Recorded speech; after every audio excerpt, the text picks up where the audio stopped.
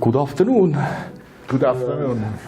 I'm honored to speak with our dear guest professor emeritus from the University of Vienna, Gebhard Zeltz, one of the foremost and most famous scholars of ancient Sumerians and cuneiform culture and history and religion and also archaeology. We are always very pleased to welcome you here in Tartu, and especially now when you have decided to present our Center for Oriental Studies and our museum such wonderful original and authentic objects from ancient Babylonia and ancient Sumer. So again, welcome again in Estonia, and maybe you could little bit tell us why did you, when you were once a young scholar, why did you decide to choose such a difficult and also sometimes called exotic profession as a scholar of ancient history and religion and archaeology? The first years of studies I did philosophy, and sometimes, especially when I was reading or attending classes on Hegel, I decided I'm going to be crazy in order to understand what Hegel has written. And so I thought it would be worth to do something sensible. And I thought, yes, so so in a way I was reformed, because in the gymnasium at high school I had not only Latin and ancient Greek but also ancient biblical Hebrew, and I thought, this is worth to look a little bit deeper in it, and this was the beginning. And after a while, I detected that you can go in the past very, very much back in the 3rd millennium BCE, which is quite a distant period. And sooner or later I had the feeling that I could look at texts no one actually for the last 5,000 years had looked at it despite not understood them. And so this was the incentive actually that I started to with cuneiform studies. And so still today my main focus actually is the pre-Hammurabi, means the 3rd millennium or the time before 1750 BCE, so the earliest period of Mesopotamia. And I think a lot of things, institutions we have today are actually formed in this period, and it is good to have a deeper look on it in order to understand what's going on even in present day history. So this was the main, shortly the main incentive for the choice of my study. Yes, I would also say that in our scientific field, it is always important to notice that everything we study or everything we write, most probably no one before has done it, because the material is so huge and there are so few scholars, not few, thousands of them all over the world, but still compared to the length of time and the amount of material, every scholar in our field basically discovers something new. You are not like, for example, Shakespeare scholars or some scholars of some social sciences who there might be tens of thousands of people studying the same thing all over again. So the chance actually that you get new insights is, even for a beginner in the field, quite good, so because let us say you have a period of 100 years between 2100 BCE and 2000, and you have more than 100,000 of tablets from these periods, with texts the majority of them are not really translated, yeah, you have all sort of documents. You have legal documents, you have administrative, the bulk of the documents actually are administrative documents. You have letters, you have myth, broad literary tradition, you have school texts, you have dictionaries, what we call lexical lists. This is one of the pieces here. And yeah, the chance that you get new insight is fascinating, and this is of course a major motivation, I guess, not only for me but also for my dear Tartu colleagues. Yeah, that's exactly as it is, and often I would even say that scholars of natural sciences or even social sciences, they tend to say that some humanities, they discover nothing new, or they study already available material. So in our case we study unknown material completely, which is quite different. But maybe you can say also a couple of words about you have been to Tartu already so many times, so maybe to explain your connection, or why do you like to visit Tartu, or what do you think about our scholars and Center for Oriental Studies, who we are also trying to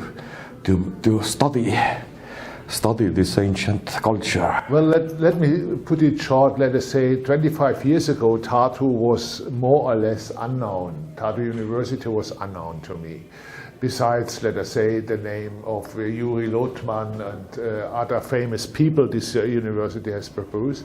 But I was not, I think it is only in the last 20 years or so that I noticed that you have a very strong younger equipe of people doing ancient cuneiform history. And the first actually was, my first context was when I get your dissertation and the dissertation of Vladimir Sazonov, which was handed over me by Professor Rollinger. And Rollinger is a colleague of mine in Innsbruck. And so I noticed that there is something going on. And then I was invited to several conferences. One was part in Helsinki and part in Tartu. And then I was the invited speaker of the Baltic Association of what is called Ancient Baltic Association of Asian Studies. Of Asian Studies. Baltic countries we cooperate in. And so over this time I noticed that you have a very active group of people here who actually put Tartu in the last, let us say, 15 years or so, or 20 years, in the archaeological scope. And so beside that, of course, I like the city as well and the atmosphere here, the university atmosphere. I have the feeling, it reminds me of my own university. I grew up in Freiburg in southern Germany, which is a small size comparable to Tartu University town, and the life of scholars and students seems to be similar. And the next step for me was that I was asked to be a reader of two excellent dissertations produced by your group. One of Andreas Ioanti, the other one of Jakov Kadochnikov. Excellent dissertation. So I think Tartu is now a place which plays an important role in the archaeological field in Europe. And then, during my career, I got hold of a restricted number of objects to turn to this stuff here. And I used them in part for teaching purposes. And I think they may be used here in Tartu as well for the same purpose. Because it is for the students, it is when they begin their studies, it's of course very nice to have original ones in the hand, attempting to read the signs or whatever. And so I thought, well, what happens when I'm disappearing from the world of Assyriology? So I thought, well, the right place actually to give a part of this small collection is the University Museum of Tartu University, because this is not, you know, presently it's in my possession, but this is cultural heritage. This does not and should not belong to a person, you know.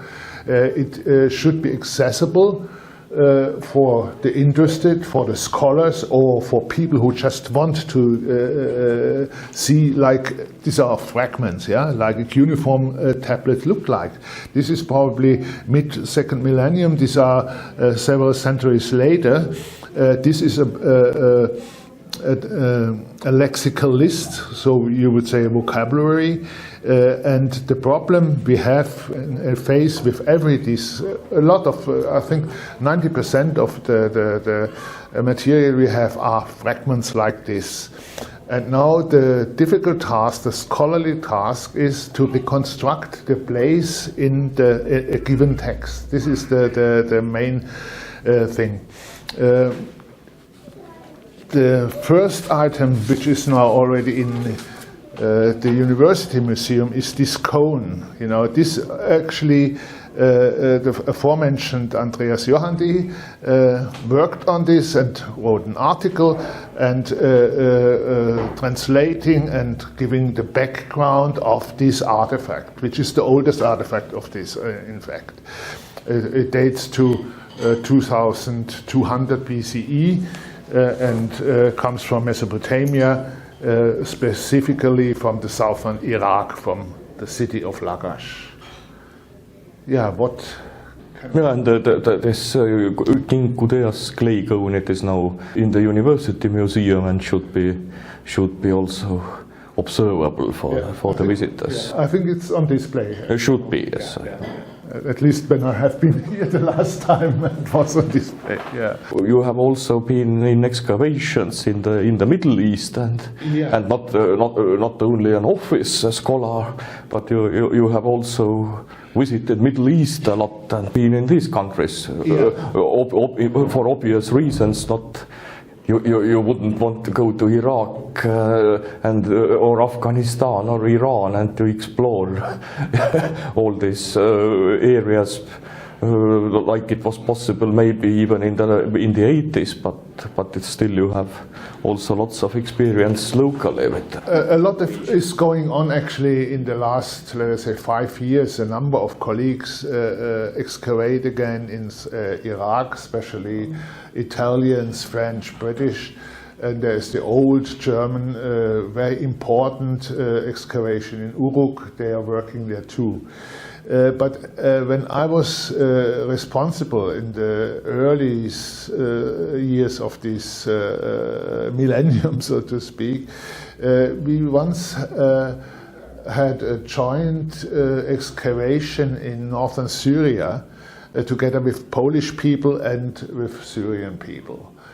And we spent there, I think, a little bit more, nearly 2 months excavating. And but this is my only really engagement in excavation. Why?